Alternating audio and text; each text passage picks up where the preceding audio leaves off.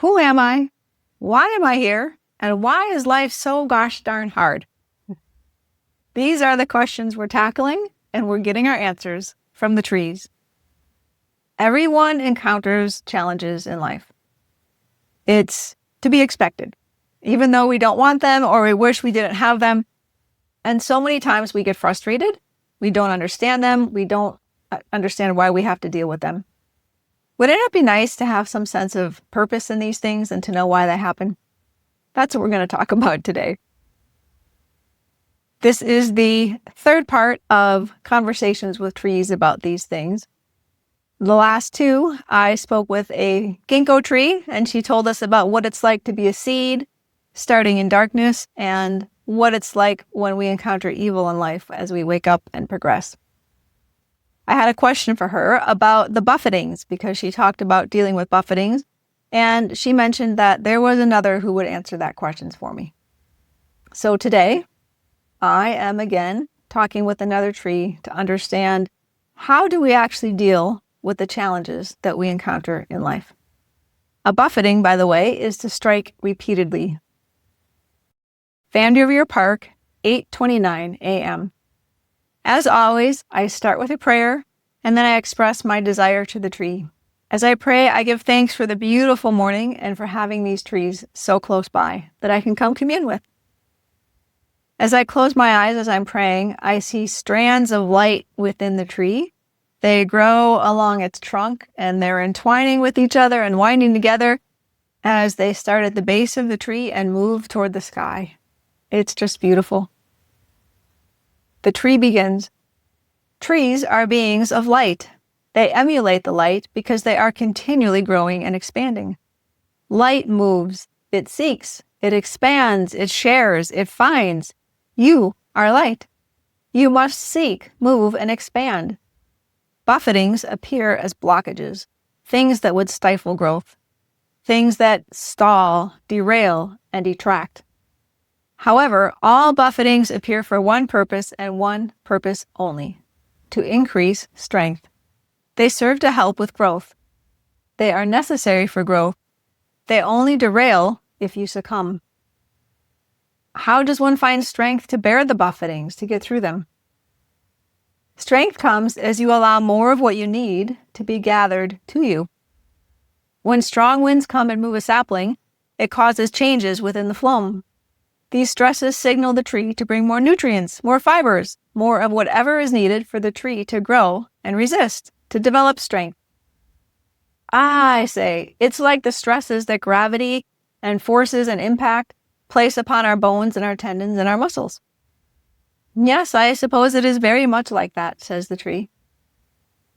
This seems quite clear when you explain it in this way.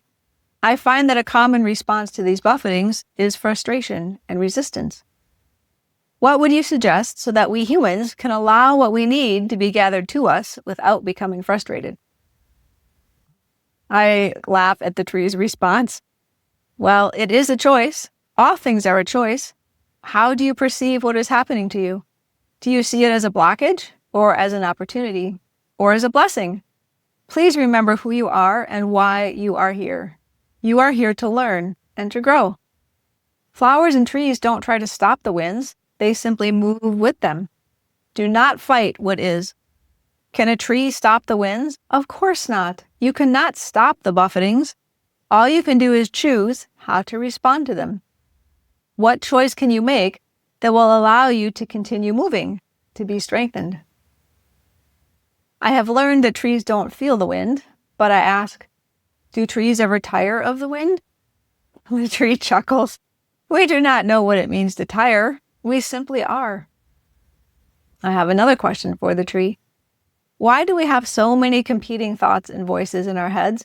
When I choose one thing, one way of seeing and thinking about a buffeting, I find that other voices want to change my path. Oh, I see. This in itself is part of the buffeting, isn't it? The tree chuckles again. Yes, it is. We do not experience the voices like you do because we do not choose. But I suppose, yes, the voices give you another opportunity to choose. Please remember that for you, in your sphere of growth and life and time, everything is about choice. You are, I am sorry. This is not for me to share. I understand, I say. Thank you for your time. Is there anything else you have to share about buffetings and becoming stronger? Yes, says the tree. Remember who you are. It is very important for the upcoming days. It is important for all you do here on this earth. For you and for all, you must remember who you are. Who are we?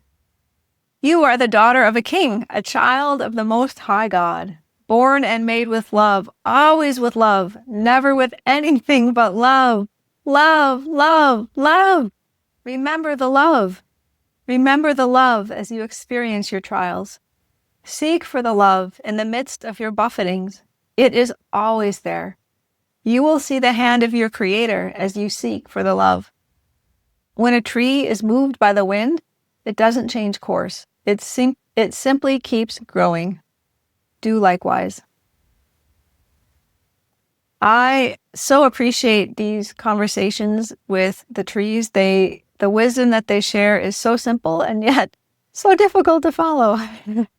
I know how difficult it can be to have patience during our trials, especially when our trials seem like they are never going to end. But I know that because of the plan of salvation, everything has a purpose and everything has a lesson or perhaps multiple lessons for us, and that we will one day understand all things. The more that we can learn to flow with things and to go with things instead of fighting against them, the better our experiences will be. And in the New Testament, Jesus says, resist not evil.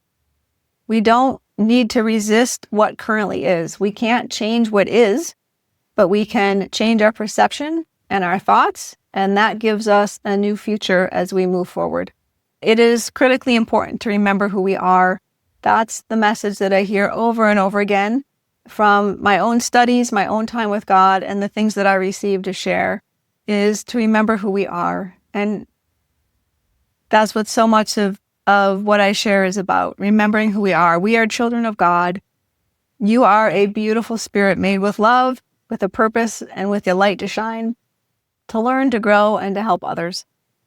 I know that when we're struggling, the true source of our peace is not something out here, but it is Christ that we can find inside, in our churches, in our scriptures, in our prayer, in our meditation, in our quiet time.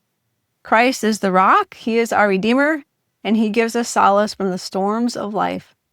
And when we look to Him, not only will He comfort us, but He will also teach us what we need to know to navigate the buffetings that we are facing in life.